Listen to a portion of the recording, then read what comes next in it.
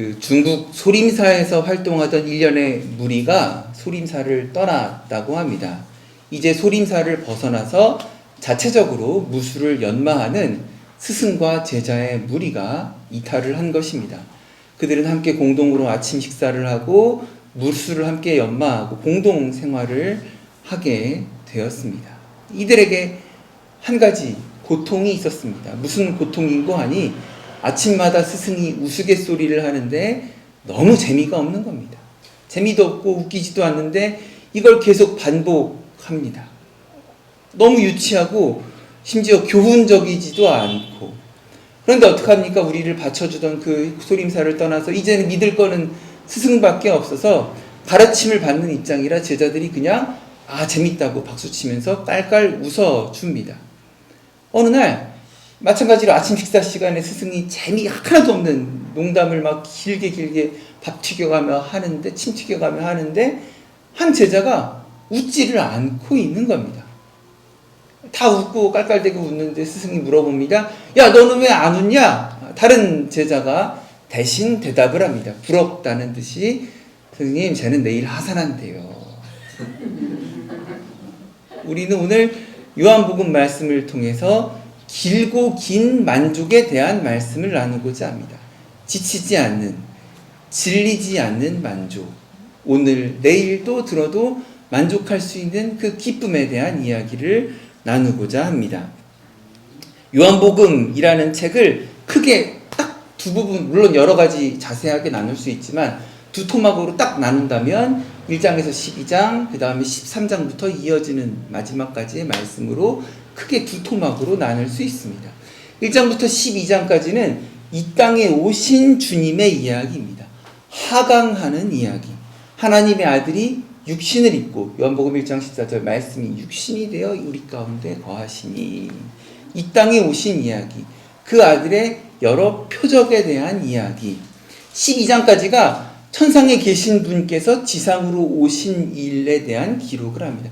이제 13장부터는 그 아들이 다시 아버지께로 올라가는 여정이 시작되고 강조됩니다. 그래서 오늘 본문 말씀에서도 말씀을 찬찬히 읽어보면 예수님께서 떠나는 준비를 하신다라는 것을 쉽게 알 수 있습니다. 떠나신다는 것은 무엇입니까? 다시 오신다는 것을 또 전제로 합니다. 그래서 사실은 제자들은 염려할 필요는 없습니다. 이 모든 일을 주관하시는 주님께서 계시기 때문에 오늘 읽은 요한복음 14장 1절부터 3절 주님을 믿기만 하면 되는 것입니다. 분명히 그 길을 보여주셨고 4절부터 6절 그 길을 걷기만 하면 됩니다. 이 이야기는 오늘날 우리에게도 마찬가지입니다. 성자이신 예수님은 성부이신 하나님과 별개로 다른 분이 아니셔서 그 하나님의 계시가 바로 예수님 그 자체입니다. 그래서 7절에서 11절 아버지를 보기 원하는 사람은, 주님의 계시를 받고 싶은 사람은 그 아들을 보면 됩니다. 오늘 이렇게 떠나가지만 헤어지는 게 아니다라고 강조하시는 이유가 있습니다. 왜냐하면은 제가 아까 뭐라고 그랬습니까? 1장부터 12장 한 토막, 13장부터 이제 다른 토막이 시작되는데 14장 이전까지는 되게 심각하고 무서운 이야기가 13장에 이어집니다. 13장 21절 이하로 읽진 않았지만 너희 중에 나를 팔 놈이 있다. 36절, 13장 36절 이하로는 1등 제자였던 베드로가 너 나를 부인할 거다, 나를 배신할 거다, 이런 이야기를 하면서 예수님을 잡으러 오는 사람들과 마주할 시간이 다가오고 있었습니다. 십자가의 처참한 그림자가 어둡게 깔리고 있는 거죠. 물론 여러 차례 나눈 것처럼 십자가는 오늘날 우리에게는 은혜의 상징이고 감사의 상징이고 사랑의 상징이지만 당시에는 사형의 틀이었어요. 이게 또 예수님에 대한 소망을 깡그리 없애버린 무시무시한 절망의 상징이었습니다. 그래서 예수님께서 제자들의 발을 씻기시면서 여러 가지 것들을 제자들에게 가르치면서 이 무시무시한 것들로부터 위로를 해주시기 원했던 것 같습니다. 위로의 말씀드립니다. 길고 긴 만족을 할 수 있는 이유가 몇 가지 있습니다. 첫 번째는 한번 따라해 주십시오. 믿으라는 명령이 있습니다. 믿으라는 명령이 있어서 우리는 질리지 않고 길고 긴 만족을 할 수 있습니다. 하나님을 믿으니, 오늘 본문 말씀입니다. 또 나를 믿으라. 명령입니다. 명령. 하나님을 믿었으면 예수님 자신도 믿으라는 것입니다. 어떤 조건을 걸고 계약 사항을 따지라는 게 아니라 믿으라는 명령을 우리에게 주십니다. 사실 믿고 따르던 존재가, 애정을 대하던 존재가 없어지면 불안해하는 것이 당연한 일일 수도 있습니다. 그런데 제자들은 하나님의 존재를 믿던 사람들입니다. 눈에 보이지 않던 하나님을 믿었다면 그 아들이신 예수님도 믿어 마땅한 것입니다. 믿으라는 명령에 대해서 그 이유를 생각해 볼 수 있습니다. 왜냐하면 예수님은 우리에게 쉴 만한 거처를 마련해 주시겠다라고 합니다. 바로 아버지의 집입니다. 이 계획을 세우신 분을 믿는다면, 믿으면 그 불안에서 벗어나야 하지 않겠습니까? 우리를 위해 거처를 예비하신 분을 믿는다면 좀 그 불안한 마음에서 벗어났으면 좋겠습니다. 이것을 물론 모르는 것도 당연한 일입니다.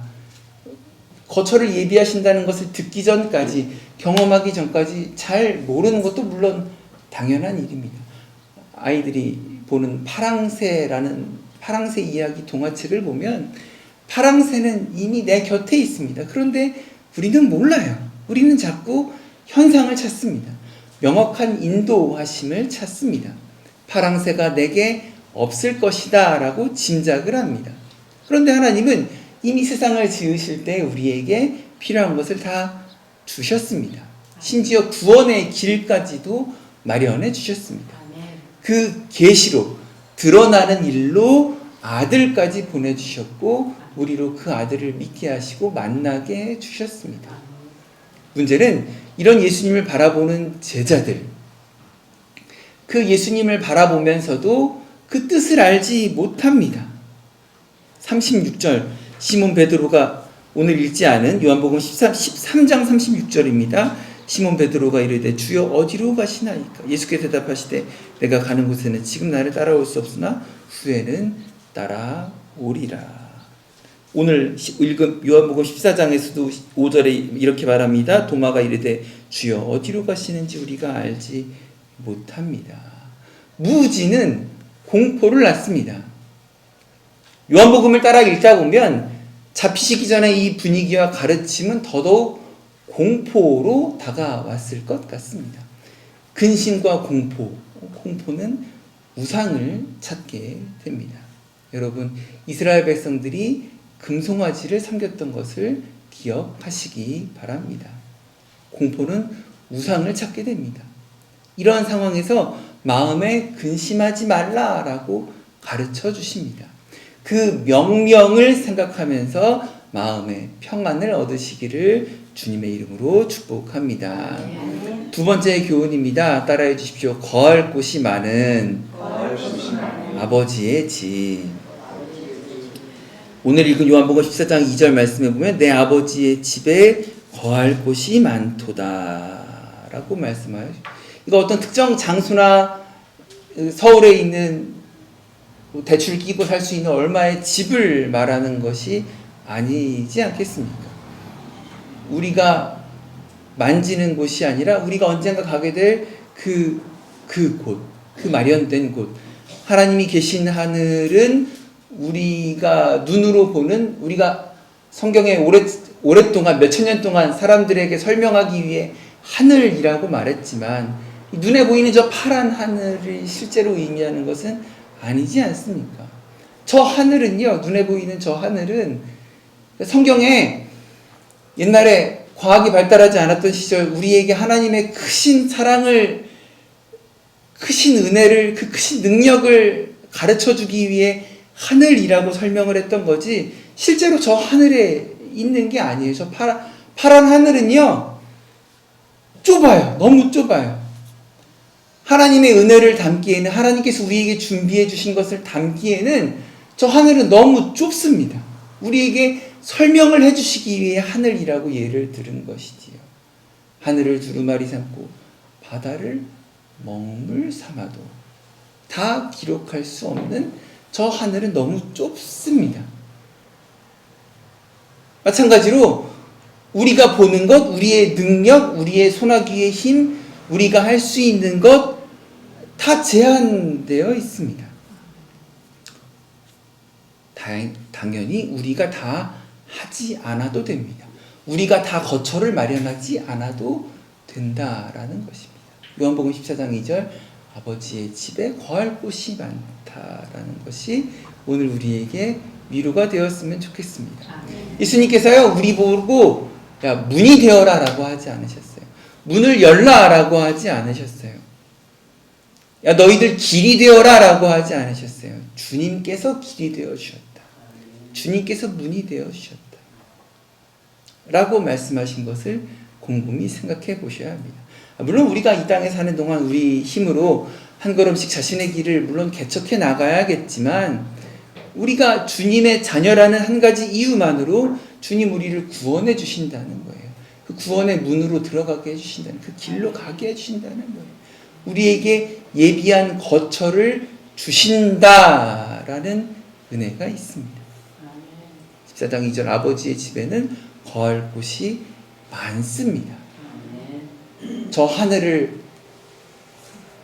하늘에다가 둔다면 하늘이 좁아 터져서 하늘을 어떻게 사용을 할 수가 없을 정도로 우리에게 거할 곳이 많이 있습니다.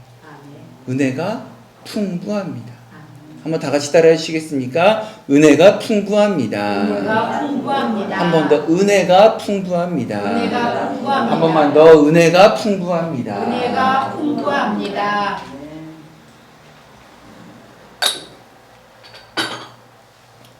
저 하늘이 진짜로 저 하늘이라면 좁아서 저기도 아마 경쟁하며 눈치를 봐야 할 것 같습니다. 세상에 80억 인구와 그 전까지 있었던 수십억의 인구가 저 하늘에 다 거하려면 거기도 눈치 보고 싸워야 하는 상황이라면 그것은 미리 말씀해 주셨겠죠. 근데 그럴 필요가 없습니다. 왜냐하면 준비하러 가셨기 때문입니다. 지금도 우리를 도우시는 주님이십니다. 그래서 오늘 말씀은 어제 14장 14절 어떻게 끝납니까? 너희가 내 이름으로 무엇이든지 내게 구하면 내가 행하리라. 무엇이든지 행하리라. 이 말씀에 의지하셔야 됩니다. 무력함에 빠지지 말고 주님께 구하며 나가셔야 합니다. 거듭 13절 14절에 무엇이라고 합니까? 너희가 내 이름으로 무엇이든지 무엇을 구하든지 내가 행하리니. 오늘 읽은 요한복음 14장 13절입니다. 다 같이 중간부터 읽겠습니다. 이는 아버지로 하여금 아들로 말미암아 영광을 받으시게 하리라. 하나님의 영광을 위하여 구할 때 우리에게 주신다라는 것입니다. 우리가 두려워하지 않고 질리지 않고 은혜를 받을 수 있는 이유가 있는데 거처를 예비하여 주신다. 그리고 그것이 그 거처를 예비하여 주시는 것, 우리가 구하는 것을 응답해 주시는 것 모두 다 한 가지 비밀이 있는데 무슨 비밀이 있느냐? 아버지의 영광을 위하는 것이다 라는 비밀이 숨어 있습니다. 아버지의 영광을 위해 우리가 구하는 것들에 무엇이든지 들어주신다 라는 거예요. 조금 더 말씀의 그 숨겨진 의미들을 찾아가 보겠습니다. 세 번째 교훈입니다. 한번 따라해 주십시오. 내 이름으로 구하라. 내 이름으로 구하라. 그것은 무엇입니까? 내 이름으로 구하라라는 것은 그 이름으로 구할 때 함께 있으시겠다. 그러니까 예수님의 이름으로 구하라라는 것은 기도할 때 그냥 저놈의 왼수떼기 주님 그냥 한 대 때려주십시오. 예수님 이름으로 기도합니다. 아멘 하면 그냥 무조건 예수님의 이름으로 기도합니다라만 붙이라는 것이 아니에요. 믿음으로 구하라는 것이에요. 주님과 함께 있는 것처럼 구하라. 그 이름을 주셨으니까 그 이름을 가지고 주님과 함께 있는 것으로 구하라는 것입니다. 하늘 아버지의 영광이라면 무엇이든지 구하면 주님께서 들어주실 것이라는 거예요. 어린이날이 지났습니다. 아이들에게 부모님이 야 무엇이든지 해줄게 라는 그 부모의 마음을 헤아려 보셨으면 좋겠습니다. 우리 사랑하는 아이를 위해서라면 내가 무엇이든지 하겠다라고 하던 그 마음에 하나님 그 영광의 비밀이 숨어 있지 않겠습니까? 어린이날 한 어린이가 인터뷰를 하는데 우리 엄마는요 좋은 말만 해요. 무슨 말입니까? 우리 엄마는 항상 좋은 말만 해요. 무슨 말입니까? 야, 너 좋은 말로 할 때 장난감 정리해. 야, 너 좋은 말로 할 때 밥 좀 팍팍 먹어라. 우리 엄마는 좋은 말만 해요. 항상 좋은 말만 해. 너 좋은 말로 할 때 유튜브 좀 그만 봐라. 엄마는 좋은 말만 해요. 우리 엄마는요. 엄마는 좋은 말만 한다는 거예요. 예수님도 좋은 말씀을 많이 해주셨어요. 진리라는 거예요. 진리라는 겁니다. 생명이라는 것입니다. 그 길과 진리와 생명 되신 주님께서 주님의 영광을 위하여 우리에게 이름을 주셨다라는 거예요. 우리와 함께 계신다라는 겁니다. 예수님께서는 쉬운 말로 연결하는 다리가 되어주신 것 같습니다. 사실 갓 태어난 아기 아무것도 알지 못하고 아무것도 할 수 없듯이 우리도 그 정결한 삶에 대해 얼마나 우리가 그것을 다 지켜 행하고 다 안다고 할 수 있겠습니까? 하나님의 자녀로서의 삶에 대해 다 안다고 할 수 없습니다. 하지만 그 사람이 그러한 내가 성숙한 단계로 나아가는 길이 되어 주십니다. 이것이 오늘날 우리에게 큰 위로가 되지 않겠습니까? 주님께서 이름을 주신다는 것은 무엇입니까? 길이요 진리요 생명 되신 주님으로 말미암아 내가 지금 이 성경책을 다 외우고 누구에게 흠잡힐 거 없는 대단한 사람이 아니어도 마치 어린아이와 같은 신앙을 가지고 있다 하더라도 주님께서 길이 되어 연결하는 다리가 되어 주셔서 성숙하는 단계로 나아가도록 이끌어 주시지 않겠습니까? 아니 주님을 모르는 사람도 그 은혜의 자리로 나아가는데 주님께서 그 아이를 사랑하는 부모의 마음처럼 무엇이라도 해주고 싶은 마음이시지 않겠습니까?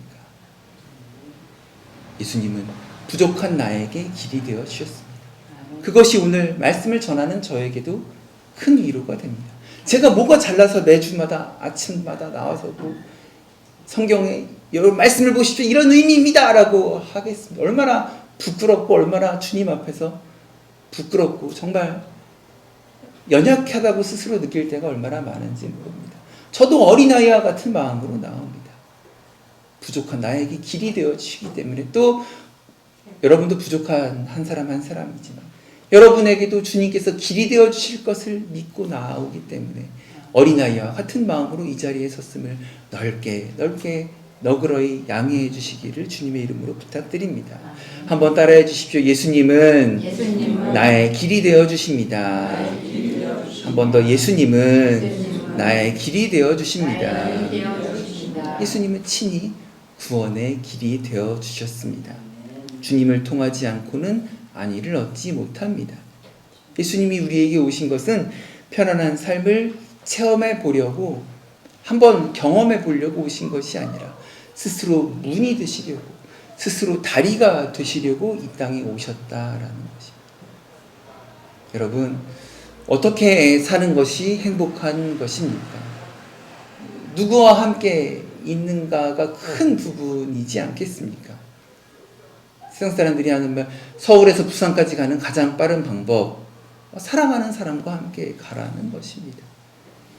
그 주님께서 하늘에 거처를 마련하시고 우리를 위해 다시 오신다라고 약속하여 주셨습니다.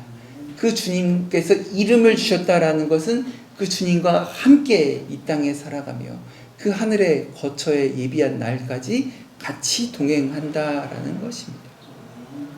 베드로전서 2장 2절에는 신령한 젖을 사모하라라고 말씀에 기록되어 있습니다.